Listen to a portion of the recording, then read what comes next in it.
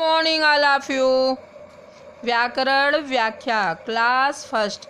बच्चों, मैंने first chapter आपको पढ़ाया, उसका एक्सरसाइज कराई, क्वेश्चन आंसर कराया। मैंने आपसे कहा था आप उसको कॉपी में लिख के याद भी करिएगा।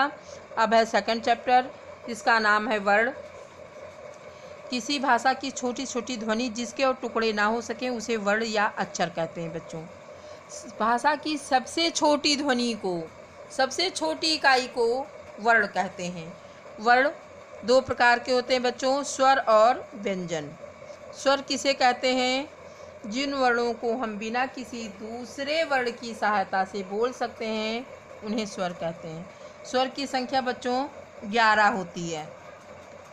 आ से अ तक को हम स्वर बोलते हैं। इनकी संख्या 11 है, जैसे 1 2 3 4 5 6 7 8 9 10 11, ये 11 वर्ण हैं बच्चों। व्यंजन, जो वर्ण स्वरों की सहायता से बोले जाते हैं उन्हें व्यंजन कहते हैं। बच्चों, ये बिना स्वर की सहायता के नहीं बोल सकते हम, इनको बोलना असंभव है, इसे व्यंजन कहते हैं। बच्चों, ये अल्फ़ाबेट है, जैसे क ख ग घ च छ ज झ ञ। ड और ढ के अतिरिक्त ध्वनियाँ हैं ड और ढ। इन व्यंजनों के अतिरिक्त आप बुक लेंगे बेटा, तभी आप समझ पाएंगे और आप अच्छे से पढ़ पाएंगे। इन व्यंजनों के अतिरिक्त संयुक्त व्यंजन, ये था स्वर और ये है व्यंजन। बच्चों,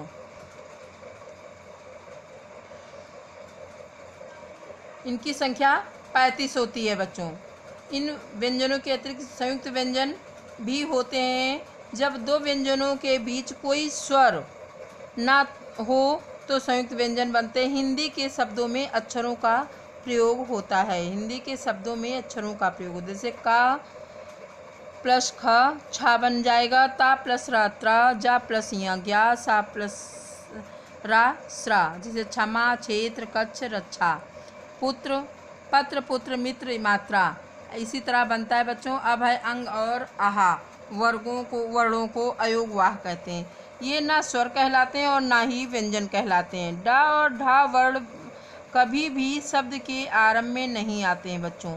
ड और ढ हमेशा शब्द के बाद ही लगते हैं। इन वर्णों को भी व्यंजन की श्रेणी में रखा गया है। अनुस्वार और अनुनासिक क्या होता है बच्चों?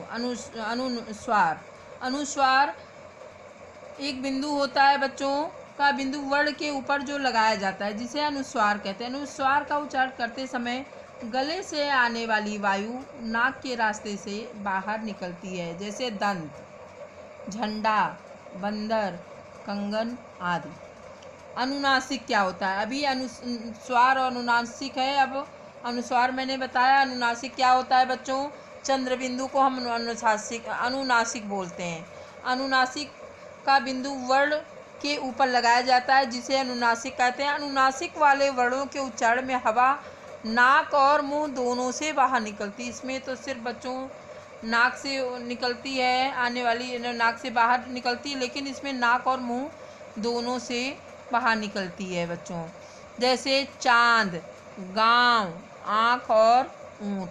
अब है विसर्ग किसे कहते हैं?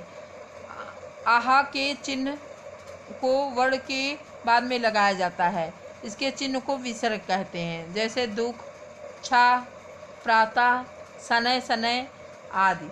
बच्चों, आप इसको घर पे रीडिंग करिएगा, पढ़िएगा, तभी आप आगे बढ़ पाएंगे और होमवर्क भी करिएगा। नेक्स्ट वीडियो में मैं आपको एक्सरसाइज और क्वेश्चन आंसर कराऊंगी। जिसके पास बुक ना हो बच्चों, बुक ले लीजिए, नहीं तो आप पढ़ाई आगे नहीं कर पाएंगे। थैंक यू बच्चों।